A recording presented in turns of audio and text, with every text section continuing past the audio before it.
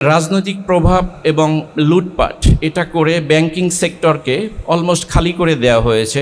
$17 billion শুধু banking sector থেকে লুট হয়েছে, যেটা আমাদের অ্যানুয়াল ডেভেলপমেন্ট প্রোগ্রামের 66%। আমরা জানি প্রতি বছরই ইরেসপেক্টিভ অফ দ্য পলিটিক্যাল রিজাইম যখনই এডিপির বাজেট দেওয়া হয় সেটা ইমপ্লিমেন্টেশনে হিমশিম খেতে হয়। ওই পরিমাণ অর্থ শুধু ব্যাংকিং সেক্টর থেকে লুটপাট হয়েছে। এস আলম গ্রুপ আপনারা সবাই জানেন, পৃথিবীর সবাই জানে আশা করি। আজকে হয়তো আবার এস আলম গ্রুপ থেকে ফোন পেতে পারি। এস আলম গ্রুপ লুট করেছে 1,90,000 কোটি টাকা। এই 1,90,000 কোটি টাকা টোটাল এডিবির গভর্নমেন্ট আগামী বাজেটে যে পরিমাণ খরচ করতে চায় এক্স্যাক্টলি সেই পরিমাণটা। এবার চিন্তা করে দেখুন আমাদের টাকা কোথায় যাচ্ছে, কেন আমরা বাজেট ইমপ্লিমেন্ট করতে হিমশিম খাই। দুঃখজনক বিষয়, আবারও বলছি, এর আগের দিনও বলেছিলাম, বর্তমান গভর্নমেন্ট ব্যাংক রেজলিউশন অ্যাক্ট 2026 করে আবার এই ব্যাংক লুটেরাদের আবার ব্যাংকের মালিকানা ফিরিয়ে দেওয়ার এই সুযোগ করে দিয়েছে। সেন্ট্রাল ব্যাংকিং পৃথিবীর যে কোনো দেশের জন্য একটা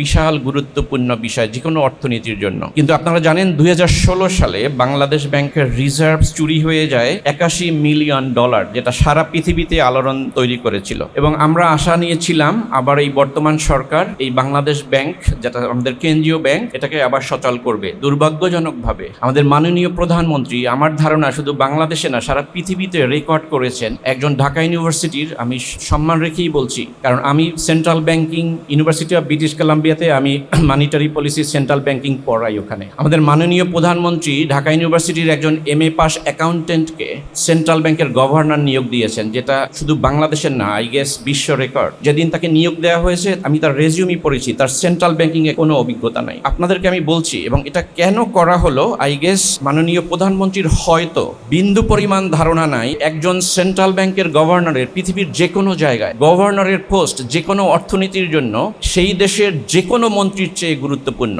অর্থনীতির জন্য। কোশ্চেন হলো কেন এই নিয়োগ দেওয়া হলো? সব প্রতিষ্ঠানগুলোতে যেভাবে রাজনৈতিক নিয়োগ দেওয়া হচ্ছে সেইভাবেই এই নিয়োগও হয়েছে। সুদানের সেন্ট্রাল ব্যাংকের গভর্নর মিস্টার সালাম হাসান US এর একটা বিখ্যাত ইউনিভার্সিটি থেকে PhD করা, পৃথিবীর দরিদ্রতম দেশের গভর্নর ইকোনমিক্সে US থেকে PhD করা, সেখানে সেন্ট্রাল ব্যাংক গভর্নরের অ্যাকাউন্টেন্ট হিসেবে কোনো কাজ নাই। আমি আমার আলোচনায় আজকে মূলত বাংলাদেশের রাজস্ব খাত সংস্কার এবং ব্যাংকিং সেক্টর সংস্কার, এর সাথে বাংলাদেশের বাজেটের সম্পর্ক, এটার উপরে আলোচনার চেষ্টা করব। সো আমি প্রথমে ব্যাংকিং সেক্টর নিয়ে একটু কথা বলতে চাই এবং এর সাথে বাজেটের সম্পর্কটা কী রকম। আগামী 2026-27 অর্থ বছরের এডিপি যেটা বলি আমরা, অ্যানুয়াল ডেভেলপমেন্ট প্রোগ্রাম, সেটার সাইজ ধরা হয়েছে আনুমানিক 3 লক্ষ কোটি টাকা। এই 3 লক্ষ কোটি টাকার মধ্যে গভর্নমেন্ট ফাইন্যান্স করার প্ল্যান করছে 1,90,000 কোটি টাকা। বাকি 1,10,000 কোটি টাকা গভর্নমেন্ট ঋণ করে ফাইন্যান্সিং করার প্ল্যান করছে। আমি অনেকগুলো পরিসংখ্যান দিব, যেহেতু ইকোনমিস্ট, বোঝানোর চেষ্টা করব বাজেটের সাথে আমাদের বাজেটের বিভিন্ন সেক্টরে যে ব্যয়গুলো হয়, আর আমার আলোচনার ফোকাস হবে দুর্নীতি বিভিন্ন এই দুইটা সেক্টরের। আপনারা সবাই জানেন 2009 থেকে 2023 এই সময়ের মধ্যে বাংলাদেশ থেকে পাচার হয়েছে $234 বিলিয়ন। আর বিএনপি জামাত সরকারের সময় 2001 থেকে 6 সাল পর্যন্ত বাংলাদেশ থেকে পাচার হয়েছে $12.4 বিলিয়ন, যেটা একটা বাজেটের একটা বিশাল অংশ। এবার আসি ব্যাংকিং সেক্টর। শুধু বাংলাদেশ না, পৃথিবীর যে কোনো দেশের ব্যাংকিং সেক্টর অর্থনীতির প্রাণকেন্দ্র। কারণ হচ্ছে ব্যাংকিং সেক্টরের উপরে নির্ভর করে investment, industrialisation, employment, all of this, এই সবগুলো বিষয়, ইনফ্লেশন, মানিটারি পলিসি, সবগুলো ব্যাংকিং সেক্টরের সাথে রিলেটেড। কিন্তু দুর্ভাগ্য হচ্ছে আমাদের দেশের ব্যাংকিং সেক্টর ধ্বংসপ্রাপ্ত। সো কোশ্চেন হচ্ছে আমাদের দেশের ব্যাংকিং সেক্টরের মেইন প্রবলেমগুলো সবারই হয়তো জানা, তারপরও আমি একটু কিছু স্ট্যাটিস্টিক্স দিব। নাম্বার 1 প্রবলেম হচ্ছে ভয়াবহ ঋণ খেলাপি। আমাদের আগামী বছরের প্রপোজড বাজেটের সাইজ সচিব মহোদয় বলেছেন 9,30,000 কোটি টাকা। বাংলাদেশে খেলাপি ঋণের পরিমাণ 6,30,000 কোটি টাকা। সো আপনারা একটু ভেবে দেখুন, একটা বাজেটের প্রায় 75% আমাদের খেলাপি ঋণ আছে। আমি যেটা বোঝানোর চেষ্টা করছি যে এই খেলাপি ঋণ যদি না থাকে তাহলে আমাদের বাজেটটা ইমপ্লিমেন্টেশনে কি ইম্প্যাক্ট ফেলতে পারতো এবং এটাকে কোথায় নিয়ে যাওয়া যেত। কারণ একটু আগে সিপিডির গবেষক উনি বলেছেন যে আসলে ইমপ্লিমেন্টেশন করা যায় না, কারণ হচ্ছে আমাদের তো সেই পরিমাণ টাকা নেই। টাকা নেই কেন? কারণ হচ্ছে আমাদের টাকা পাচার হচ্ছে, চুরি হচ্ছে, খেলাপি হচ্ছে। এগুলো হচ্ছে ইফেক্টিভ জায়গা। যদি আপনারা সংস্কার করতে চান, এখানে এনসিপির বেশ কয়েকজন মাননীয় সংসদ সদস্য আছেন, আপনারা এগুলো নিয়ে আশা করি কথা বলবেন। ৭৫% বাজেটের যদি খেলাপি ঋণ থাকে, সেই জায়গায় কাজ করার জায়গা আছে এবং সেখানেই কাজ করতে হবে। কারণ হচ্ছে এই টাকাগুলো তো ছিল, সেটা নাই হয়ে গিয়েছে আমাদের অর্থনীতি থেকে পাচারের জন্য, দুর্নীতির জন্য। এরপরে আসি যে রাজনৈতিক প্রভাব এবং লুটপাট, এটা করে ব্যাংকিং সেক্টরকে অলমোস্ট খালি করে দেওয়া হয়েছে বছরের পর বছর ধরে। $17 বিলিয়ন শুধু ব্যাংকিং সেক্টর থেকে লুট হয়েছে, যেটা আমাদের অ্যানুয়াল ডেভেলপমেন্ট প্রোগ্রামের 66%। তো আমরা জানি প্রতি বছরই ইরেসপেক্টিভ অফ দ্য পলিটিক্যাল রিজাইম, যখনই এডিপির বাজেট দেওয়া হয় সেটা ইমপ্লিমেন্টেশনে হিমশিম খেতে হয়। অথচ দেখেন 66% অফ দ্য এডিপি প্রোগ্রাম, এটা শুধু ব্যাংকিং সেক্টর, ওই পরিমাণ অর্থ শুধু ব্যাংকিং সেক্টর থেকে লুটপাট হয়েছে। এস আলম গ্রুপ আপনারা সবাই জানেন, পৃথিবীর সবাই জানে আশা করি। আপনাদের আগের প্রোগ্রামে এই দুর্নীতি নিয়ে কথা বলার পরে সামিট গ্রুপের জিএম আমাকে ফোন করেছিল, সিইওর সাথে আমাকে মিটিং করার অনুরোধ করছে, আমরা তাদের যেন প্লান্ট ঘুরে দেখাবে আমাকে। আজকে হয়তো আবার এস আলম গ্রুপ থেকে ফোন পেতে পারি। এস আলম গ্রুপ লুট করেছে 1,90,000 কোটি টাকা। এই 1,90,000 কোটি টাকা টোটাল এডিবির গভর্নমেন্ট আগামী বাজেটে যে পরিমাণ খরচ করতে চায় এক্স্যাক্টলি সেই পরিমাণটা। এবার চিন্তা করে দেখুন আমাদের টাকা কোথায় যাচ্ছে, কেন আমরা বাজেট ইমপ্লিমেন্ট করতে হিমশিম খাই। এবং দুঃখজনক বিষয়, আবারও বলছি, এর আগের দিনও বলেছিলাম, বর্তমান গভর্নমেন্ট ব্যাংক রেজলিউশন অ্যাক্ট 2026 করে আবার এই ব্যাংক লুটেরাদের আবার ব্যাংকের মালিকানা ফিরিয়ে দেওয়ার এই সুযোগ করে দিয়েছে। সো মাননীয় সংসদ সদস্যদের কাছে আমার অনুরোধ থাকবে, আপনারা যদি সংস্কার নিয়ে সংসদে কথা বলেন বাজেট আলোচনায়, এই যে ব্যাংকিং খাতের লুটপাট এবং এই যে বর্তমান সরকার আবারও এই লুটেরাদেরকে নিয়ে আসার জন্য সুযোগ করে দিচ্ছেন, আমরা দেখতে চাই আপনারা যে, যদিও আপনারা যেটা বলে গেলেন যে ভোটে হয়তো আপনারা এটা পাশ হয়ে যাবে, তারপরও আমরা দেখতে চাই আপনারা এটা নিয়ে জোরালো অবস্থান নিচ্ছেন। ব্যাংকিং খাতের দ্বিতীয় দুর্বলতা হচ্ছে সেন্ট্রাল ব্যাংকিং। সেন্ট্রাল ব্যাংকিং পৃথিবীর যে কোনো দেশের জন্য একটা বিশাল গুরুত্বপূর্ণ বিষয়, যে কোনো অর্থনীতির জন্য। কিন্তু আপনারা জানেন 2016 সালে বাংলাদেশ ব্যাংকের রিজার্ভস চুরি হয়ে যায় $81 মিলিয়ন, যেটা সারা পৃথিবীতে আলোড়ন তৈরি করেছিল।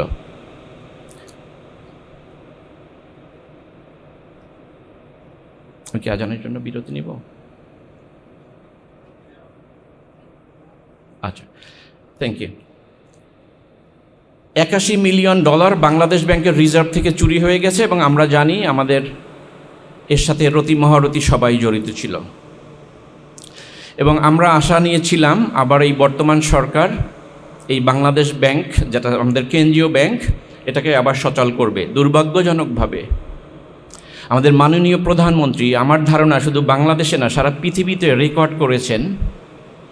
একজন ঢাকা ইউনিভার্সিটির, আমি সম্মান রেখেই বলছি, কারণ আমি central banking, university of British কলাম্বিয়াতে আমি মনিটারি পলিসি সেন্ট্রাল ব্যাংকিং পড়াই ওখানে।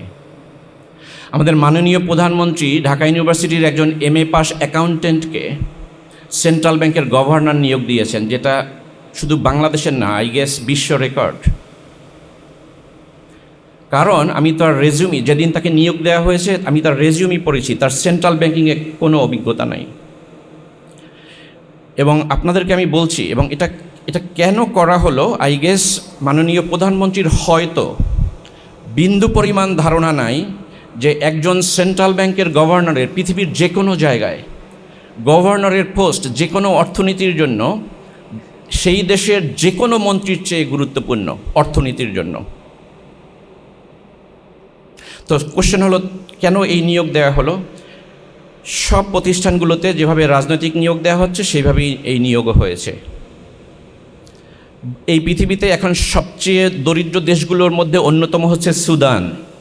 সুদানের সেন্ট্রাল ব্যাংকের গভর্নর মিস্টার সালাম হাসান ইউএসের একটা বিখ্যাত ইউনিভার্সিটি থেকে পিএইচডি করা, পৃথিবীর দরিদ্রতম দেশের গভর্নর, ইকোনমিক্সে ইউএস থেকে পিএইচডি করা। সেখানে একজন অ্যাকাউন্টেন্টের সেন্ট্রাল ব্যাংকে কোনো কাজ নাই।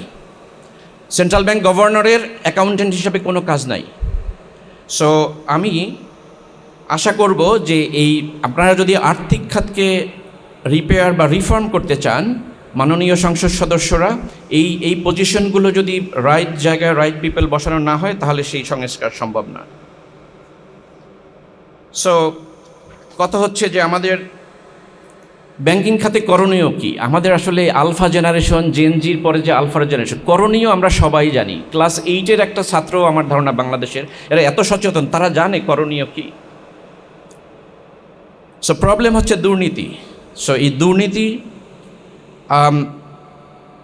কিভাবে কমানো যাবে সেই বিষয়ে কনস্ট্রাকটিভ আলোচনা আমরা দেখতে চাই এনসিপির সংসদ সদস্য সহ সব নেতাদের কাছ থেকে। সো বাংলাদেশ ব্যাংককে পুরোপুরি ইন্ডিপেন্ডেন্ট করতে হবে, এর কোনো বিকল্প নাই। যেটা জুলাই সনদে ক্লিয়ারলি ছিল, আমি জুলাই সনদ অনেকবার পড়েছি, তো সেই সংস্কার তো রিজেক্ট করে দেওয়া হয়েছে। ব্যাংক পরিচালনা পর্ষদ যেটা, সেখানে ঢেলে সাজাতে হবে। এটা হচ্ছে ব্যাংকিং সেক্টরে। আমাকে প্রশ্ন করা হয়েছিল যে রাজস্ব খাতের যে বিষয়টা, সেটা নিয়ে যেন একটু আমি আলোচনা করি, সময় সংক্ষিপ্ত। রাজস্ব খাতের বড় একটা সমস্যা হচ্ছে আমাদের ট্যাক্স কালেকশন, যেটা বললেন উনি, যে tax collection, tax GDP ratio পৃথিবীর নিম্নতম দেশগুলোর মধ্যে অন্যতম বাংলাদেশ, যেটা 6.6% tax two GDP ratio.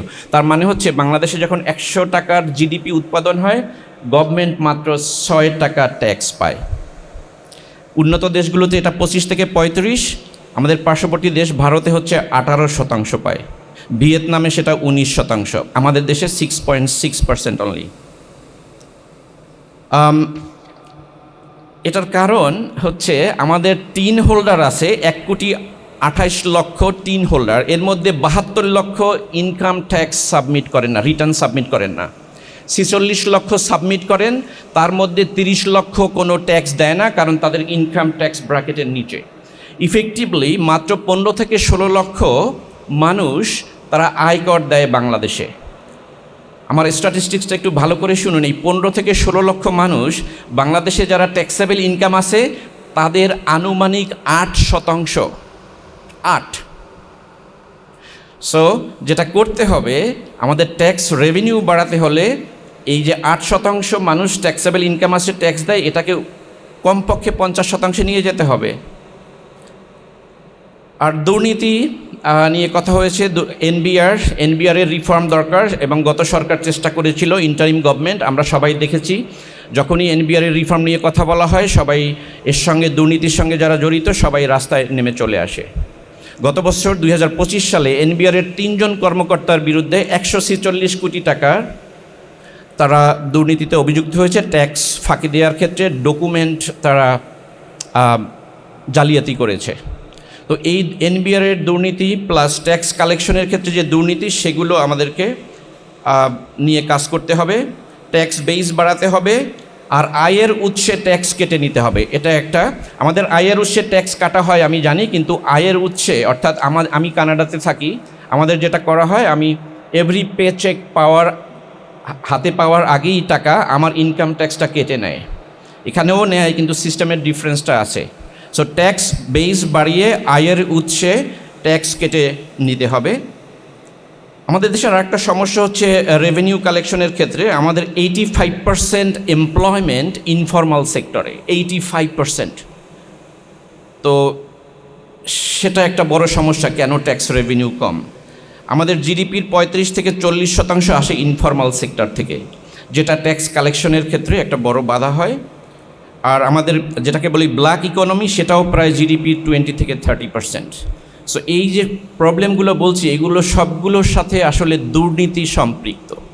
So ঘুরে ফিরে আমরা যে রিফর্মের কথাই বলি না কেন, নাম্বার 1 হচ্ছে আমাদের দুর্নীতি কমাতে হবে, এর কোনো বিকল্প নাই। সো ট্যাক্স রিফর্ম এবং এই যে ইকোনমিক রিফর্ম, বিশেষ করে ব্যাংকিং সেক্টরের যে প্রবলেমগুলো বললাম, কি করতে হবে সেটাও সংক্ষেপে বললাম। প্রশ্ন হলো, এই রিফর্মগুলো কি আমরা এই সরকারের থেকে আশা করতে পারি? আমার উত্তর হলো না, সেটা মোটেই হবে না। কারণ হচ্ছে বর্তমান সরকার আমাদের যে সংস্কারের যে মেইন প্রস্তাব গণভোটের মাধ্যমে হওয়ার কথা ছিল, সেটাকে রিজেক্ট করেছে, যেটাকে আমরা বলতে পারি যে জনগণের সাথে প্রতারণা করেছে। সো এই সরকারের কাছ থেকে এই রিফর্ম আশা করা যাবে না। এবং এই জুলাই সনদে যে রিফর্মগুলো ছিল, সেগুলো যদি ইমপ্লিমেন্ট করা হতো, তাহলে এই যে tax reform plus economic reform, banking sector reform, সব এগুলোর মধ্যে ছিল।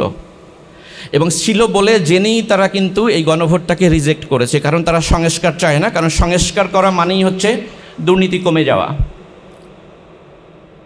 সো আমার এনসিপির কাছে অনুরোধ থাকবে যে আপনারা যদি রিফর্ম করতে চান সত্যিকার অর্থে বিভিন্ন সেক্টরে, তাহলে আপনাদের দুর্নীতির নিয়ে ইফেক্টিভলি কাজ করতে হবে।